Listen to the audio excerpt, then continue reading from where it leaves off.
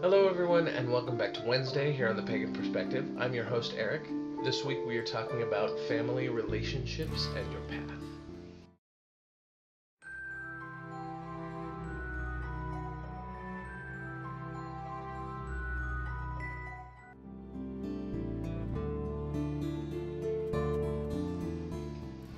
So, this week we're talking about specifically families, relationships, and your paths. It's our opinions on a couple of subjects. Now, we have covered these similarly in the past, but these ones are rather interesting. The first one is from Kawaii Kitty. Our question is, and I'm assuming it's a her, I'm sorry if I'm wrong, but her question is if we're married and we each have different beliefs or religions and want to raise a family, which belief system do we teach them? When do you celebrate holidays? And she states that she thinks you should teach them both, but her husband thinks that would be too confusing for them. Any thoughts? Well, I'm going to go over this a little bit quick, and this is going to cover kind of the second question too. I'll read that a little bit later. But when it comes to differing paths and children, I have to agree with Kawaii Kitty here and say that both is the best option. Because, one, it gives the children in the relationship the ability to see that mom and dad don't exactly agree on what they believe. And really that's kind of the case in a lot of different relationships is even outside of religion and spirituality, people don't always agree that something is true or something is fact unless it's irrefutable. And when you're talking about religion and spirituality, it's very much on a personally experienced basis. So, why would you not take the opportunity to allow the children in your life, especially the ones that you're responsible for, to experience a myriad of things on multiple levels with different religions when it comes to that belief system? I mean, if we're talking like the difference between Norse and Celtic pantheons, then that's not going to make a whole lot of difference if they're if your practices are pretty much the same. Like my wife and her pantheon is very eclectic, and mine pretty much sticks to the Norse. But uh, when you're talking about a difference between like myself and my son's mother, I do have a child. I don't know if any of you remember that. He's 12. His name's Jacob. Anyway, he lives with his mom, so he spends most of his time with her. He does come to visit me on occasion, and on occasion he will come up here for the weekend that we happen to be doing some sort of sabbat or ritual practice, and I invite him to come and participate. I don't make him, but I give him the option. And he's, like I said, he's 12 now, so he'll be interested, but he doesn't want to like get in there and get his hands dirty with what's going on. So he'll sit down and talk to me about it occasionally, and I try and answer all of his questions, and I try to explain to him what I believe and what I feel and what I think is important about my beliefs. And my beliefs are not his beliefs, because his beliefs are his beliefs, and his mother's beliefs are not his beliefs. But she takes him to church.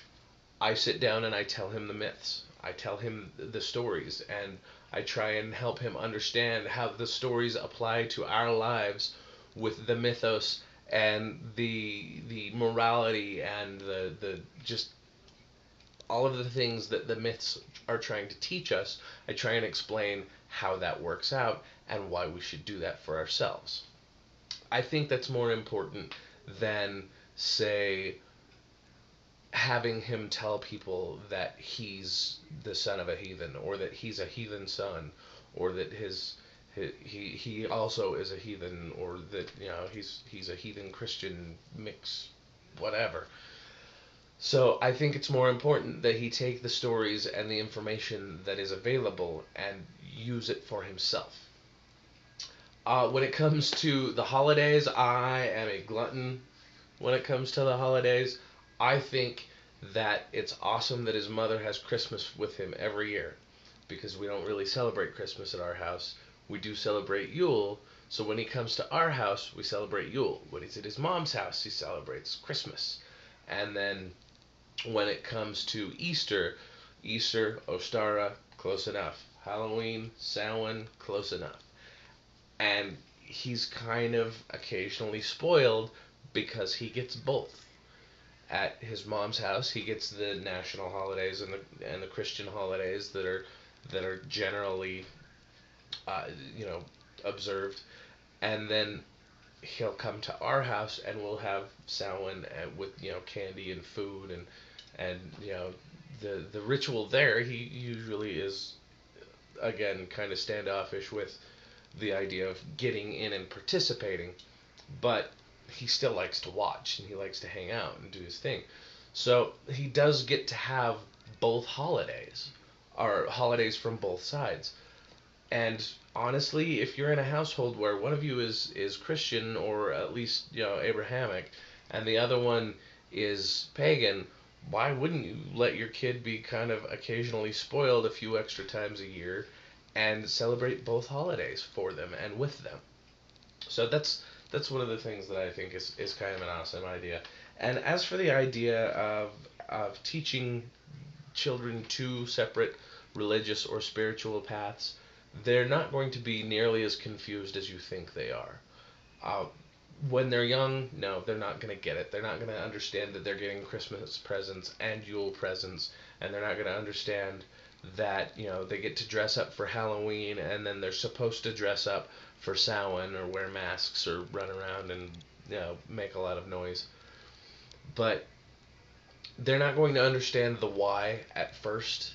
But eventually, if you continue to have the information available to them and to tell them the stories and to teach them the information, they're going to get it eventually, and it's not going to confuse them.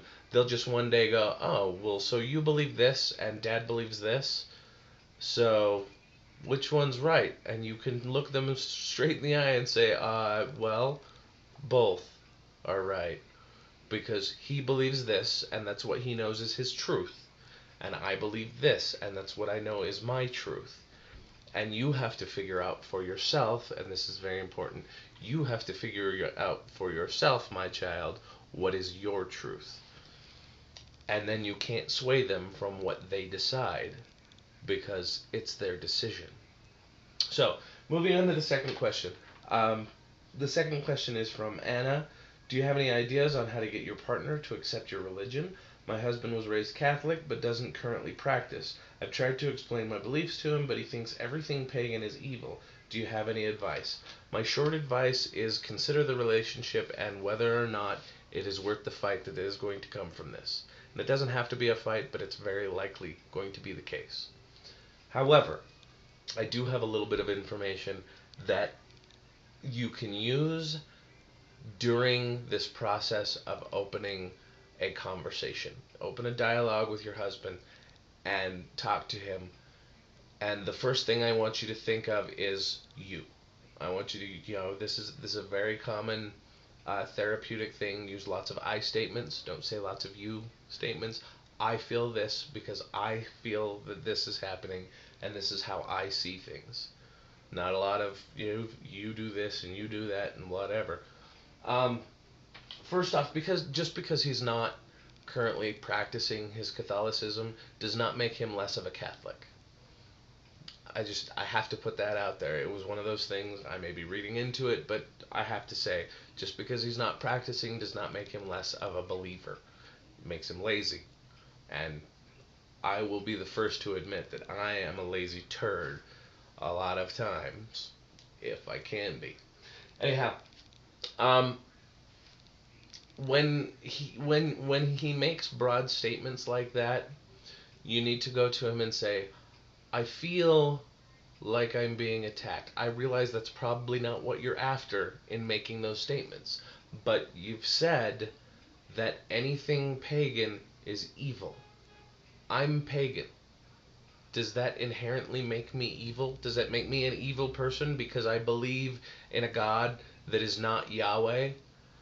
And you may not actually want to use the word Yahweh because a lot of Abrahamic people that I've spoken with in this fashion when you say Yahweh, they either, one, don't know what you're talking about, or two, get angry because you're generalizing the Abrahamic God with an actual name.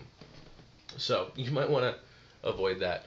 But just because I don't believe that the Abrahamic God is the only God or the God means I'm evil.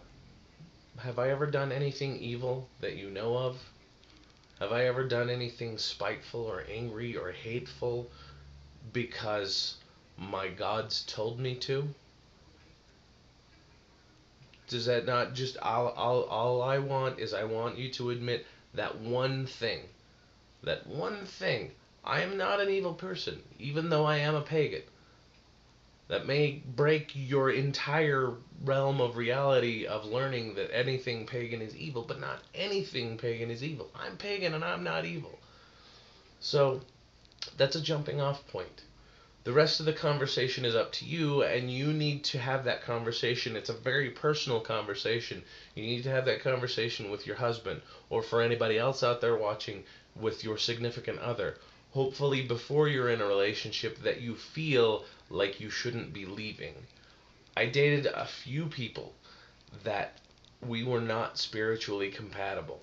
One of which I used as as a convenient truth for me. I was in a different place spiritually. She was pagan. I was not. At that time, I thought that was such a huge deal that I stopped dating her. And really, it was kind of a crap excuse, but that was not that was coincidental. It was one of those things where I wasn't in the right place for that relationship.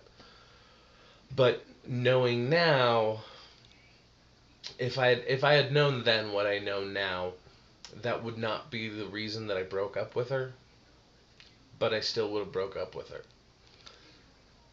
However, it's one of those things where I feel that you should be spiritually compatible. Maybe not the same, you don't have to be the same religion. I don't think that's necessary. But I do think that you have to be spiritually compatible with someone to stay with them. And whether or not it's a serious look or just a glancing, flash in the pan to decide whether or not the relationship you're in is going to be worth the effort required. I'm not saying I'm not saying get divorced. I'm not saying break up with your girlfriend or boyfriend or whatever. I'm not saying that. I'm saying before you commit to a relationship, you need to know whether or not that's going to be a problem.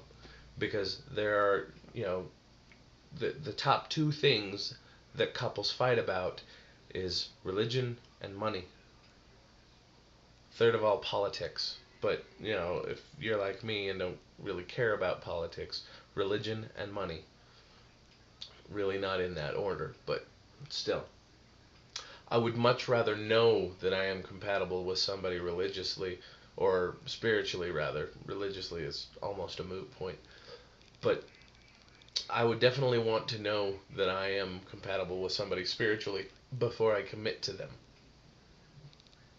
So, these are my thoughts on the subject. If you have any questions, comments, or concerns, I know this was a long video, thanks for sticking with me, but if you have any questions, comments, or concerns, feel free to post those in the comment section below. I will get to them as soon as possible and as often as I can. Thank you for watching, everyone, and of course, until next time, Odin be with you.